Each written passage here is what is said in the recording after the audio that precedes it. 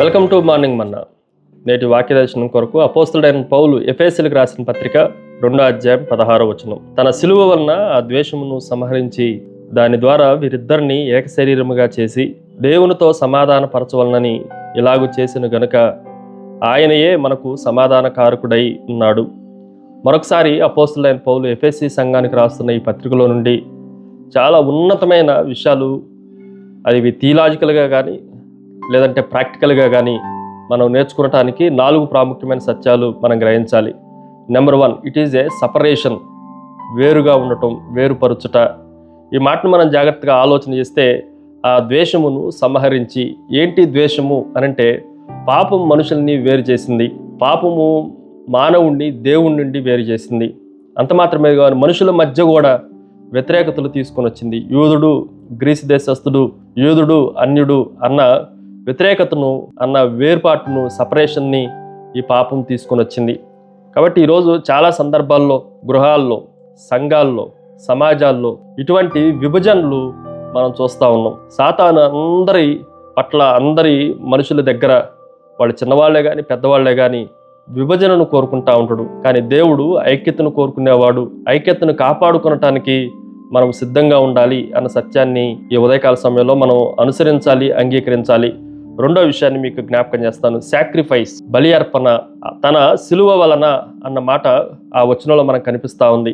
ఈరోజు మనం జాగ్రత్తగా ఆలోచన చేస్తే ఒక వ్యక్తిని గెలవాలి అనంటే ఖచ్చితంగా త్యాగము అవసరము. ఈరోజు మానవుణ్ణి దేవుడితో కలపటానికి యేసుక్రీస్తు ప్రభు ఇటువైపున దేవుని కోపాన్ని, ఇటువైపున మానవుని శత్రుత్వాన్ని, రెండింటిని సిలువలో అనుభవించాడు. దేవుడు చేయి విడిచిపెట్టాడు, మానవులందరినీ అందరూ కలిసి ప్రభు ప్రాణాన్ని తీసివేశారు.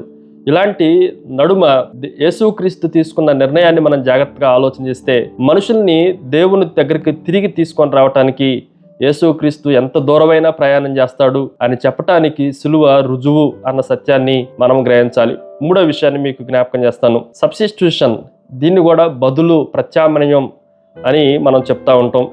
మనకు బదులుగా మన స్థానంలో యేసుక్రీస్తు ప్రభు మన కొరకు మరణించాడు. ఆ సత్యాన్ని మనం గ్రహించాలి. ఈరోజు మన స్థానములో వేరే వాళ్ళు మనల్ని ప్రభుతోనూ దేవునితోనూ సమాధానపరచడానికి వచ్చారు అన్న సత్యాన్ని కూడా మనం గ్రహించాలి. సమాధాన కార్యక్రమం ఎప్పుడో అయిపోయింది. దాన్ని ఇప్పుడు మనం ఏదో చేసి సాధించాల్సిన అవసరం లేదు. దానిని కేవలం విశ్వాసంతో అంగీకరిస్తే సరిపోతుంది. ప్రభుతో మనము దేవుని దగ్గర అంగీకరించబడుతున్నాము అన్న సత్యాన్ని కూడా గ్రహించాలి. ఫైనల్లీ చివరిది, సాల్వేషన్ ఫర్ ఆల్, అందరికీ రక్షణ. వీరిద్దరిని ఏక శరీరముగా చేసి దేవునితో సమాధాన పరచవలనని ఇలాగు చేసెను. యూదుడు, అన్యుడు అని ఇద్దరు ఇప్పుడు లేరు, వారిద్దరిని ఏక శరీరముగా చేశాడు.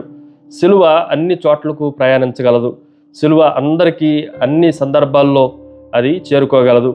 సిలువ దగ్గరికి దేవుడు మనలందరినీ ఆహ్వానిస్తున్నాడు. సిలువ ద్వారా అందరికీ రక్షణ సంప్రాప్తమైంది. మానవుడు దేని చేత అయితే ప్రత్యేకించబడ్డాడో, వేరు చేయబడ్డాడో, సిలువ ద్వారా మాత్రం పరలోకాన్ని, భూమిని యేసుక్రీస్తు ప్రభు ఏకం చేశాడు, సంధి చేశాడు అన్న సత్యాన్ని మనం గ్రహించాలి. ప్రార్థన. సకల ఆశీర్వాదములకు కారణభూతులవు తండ్రి, మరొకసారి నీ సిలువ రక్తం చేత మా అందరి మధ్య, అదేవిధంగా దేవునితో మాకు సమాధానాన్ని అనుగ్రహించినందుకై మిమ్మల్ని స్తుతిస్తూ ఆరాధిస్తూ యేసు నామమున అడిగి వేడుకుంటున్నాం తండ్రి. ఆమెన్. God bless you.